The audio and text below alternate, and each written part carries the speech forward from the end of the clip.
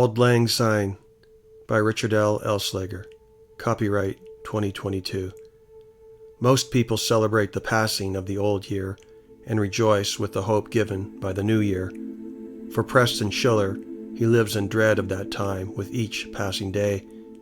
He wasn't exactly sure when the problem started or how, but he knew how it would end. For Preston Schiller, the stroke of midnight that announced the new year could not be stopped, nor could its effects be avoided.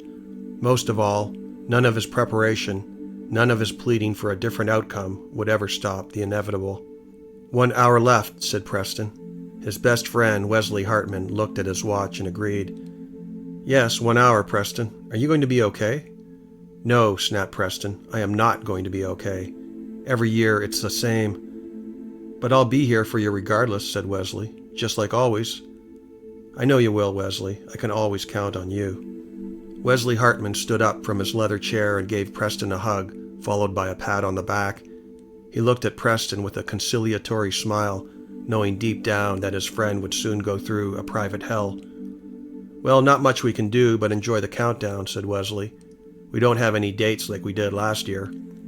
Well, even if we did have dates, mine would not stick around for long once the new year arrived. You know how it goes. You managed the condition quite well, said Wesley. He looked at his friend with sympathetic eyes, unable to fathom how this man could endure such a monstrous fate year after year.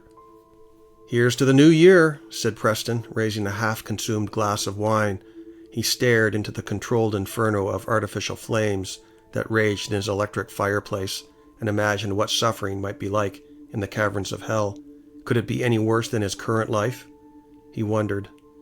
The two men sat in silence, each listening to the persistent and unrelenting tick of the grandfather clock in Preston's small living room, a family heirloom nearly a century old, or so he was told. The two men sat in silence, each listening to the persistent and unrelenting tick of the grandfather clock in Preston's small living room, a family heirloom nearly a century old, or so he was told. To the new year, said Wesley, raising his own wine glass with lackluster enthusiasm, for he knew what the change of the year meant to his friendship with Preston. But he'd endured the condition for many years now, so many that he could not recall himself how and when it had all started. With the passage of so many years, it all became a smudge in his mind.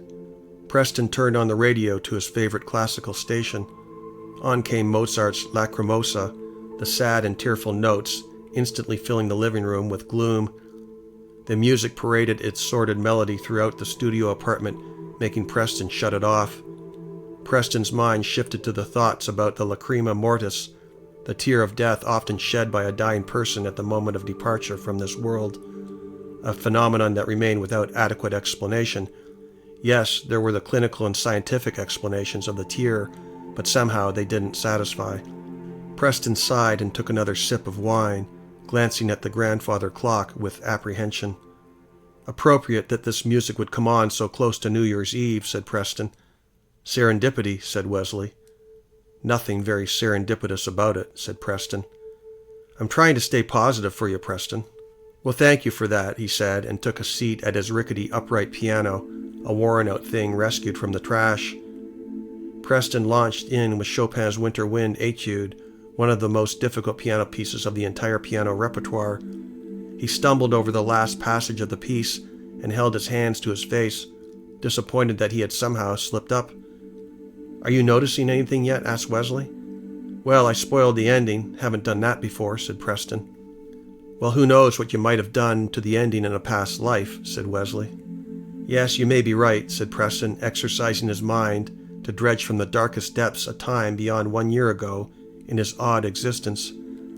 He could only remember the concerts he'd given in the current year, the accolades of the critics, and the standing ovations he'd received as a concert pianist.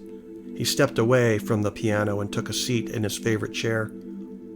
The two sat again in silence with no music and no media, a vacuum devoid of any input from the outside world to announce the approach of the witching hour. The grandfather clock spun with lethargic predictability behind the crystal glass face. Preston delved into his deepest thoughts, replaying his year in review, his accomplishments and setbacks, the little victories and occasional defeat. He realized that what he had endured this year was far more palatable than the alternative. He took a gulp from his wine glass and set the empty stemware on the table. "You care for another drink?" asked Preston. "No, I'm good," said Wesley. "I need my wits about me when midnight strikes." "Yes, so you say every year," said Preston. "You don't believe me?" said Wesley. "I don't know what to really believe. It's all so strange," said Preston. "It looks like it's already starting," said Wesley. "Yes, you could be right," Preston agreed. Preston Schiller looked around the room and felt a presence he could not explain. Something seemed to be getting close, a dreadful malevolence. He looked at his friend, and for a brief moment, the outline of Wesley's body rippled like wavy lines of pavement heat on a hot summer day. Wesley flickered for a brief instant, his body out of sorts with the reality of the physical world. Preston checked the time and saw that already they were less than 10 minutes away from the new year. He felt lightheaded. "I could use another wine," he said, and went to the kitchen. While he poured his red wine, the walls of the apartment began to move. Preston's mind disembarked on an excursion he did not want to take.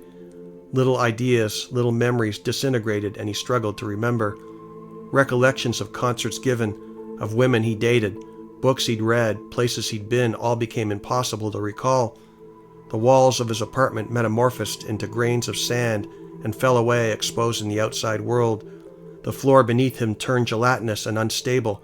He looked at Wesley and watched his friend's face begin to melt like a wax figure left out in the blazing desert heat. "What is happening to me?" said Preston with horrifying immediacy. The big grandfather clock sounded the first chime of the new year, belting a steady, uninterrupted staccato rhythm that grew exponentially louder with each gong-like assault on Preston's highly refined auditory senses. He covered his ears and fell to the floor. When he got up, he was in a new place and a new time. "Happy New Year, sir." "Who are you?" "I'm Wesley, sir. Wesley Hartman, your servant. Happy New Year, Mr. Manning." "Who is Mr. Manning?" asked Preston. "You are," said Wesley. "You're Fred Manning and always have been, sir. You own a production facility that manufactures medical equipment, remember?" Preston Schiller nodded his reluctant acceptance and checked the surroundings for some reassurance, some point of reference that would reaffirm that he had not lost his mind. He looked at the vast spiral staircase in the distance, awestruck by its magnificence. In the study den, a massive Steinway piano stretched like a battleship over the marble floor.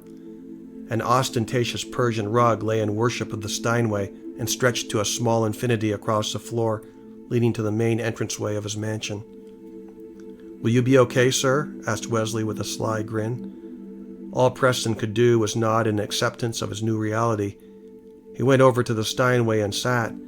He pressed a few keys, uncertain of the notes or their musical significance. He took a liking to the piano and fancied that he might enjoy learning how to play some day. A Happy New Year, indeed.